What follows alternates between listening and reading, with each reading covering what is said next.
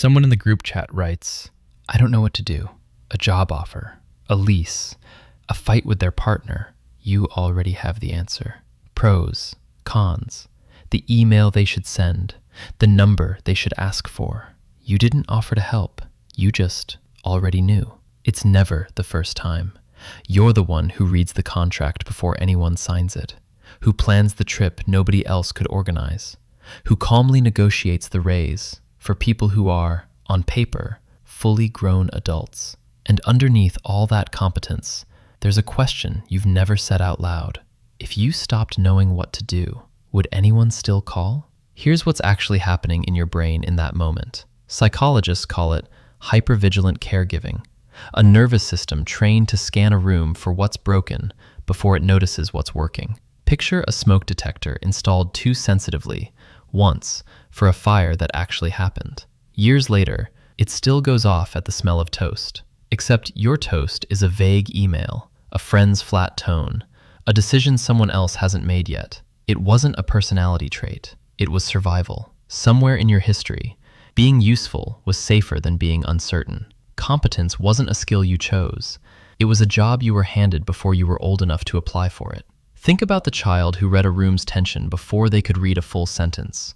The one who filled out the forms because no one else would. Who noticed the silence stretch 2 seconds too long before an argument started.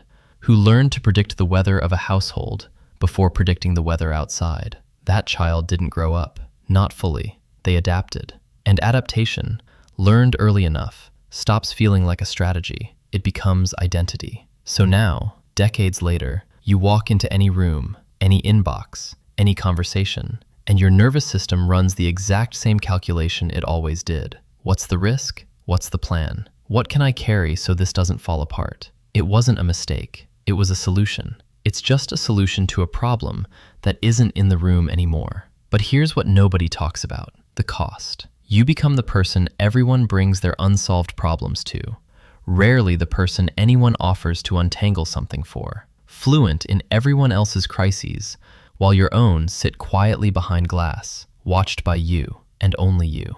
Standing in a room full of people who admire how capable you are, you can still feel like you're speaking a language nobody else understands, 3 steps ahead of everyone, with no one walking beside you at your own pace. Think about the last time your own life quietly fell apart, a little. A deadline you missed, a relationship that strained, a decision you kept deferring. Did you tell anyone? Or did you handle it the way you handle everything else, alone, efficiently, before it could become anyone else's problem to worry about? And here's where it gets uncomfortable.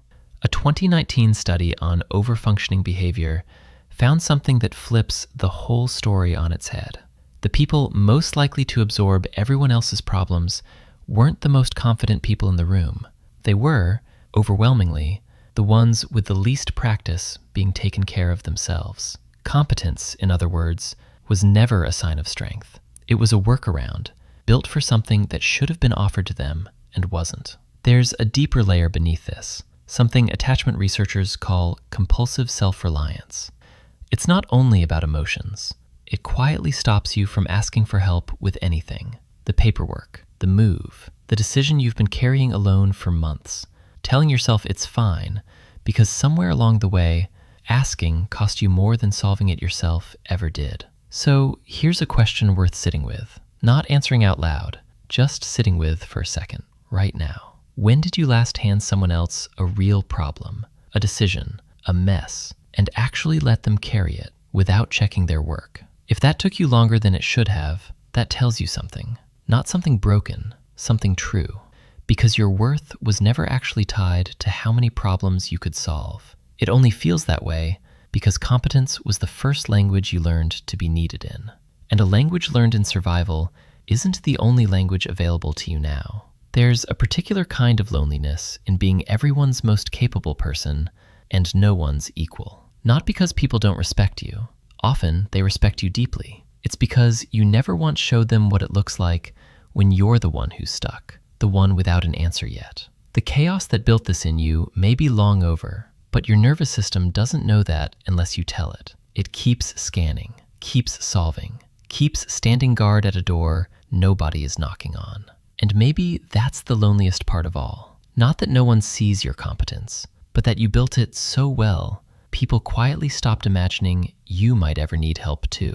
Why would they offer a hand to someone who never seems to be falling? Maybe the work now isn't solving more. Maybe it's letting one thing, just one, stay unresolved for a while. Letting someone else make the call. Letting yourself be the person with the unclear next step. The honest, I don't know, without rushing to fix that discomfort too. That uncertainty will feel like exposure. For you, it might even feel like failure.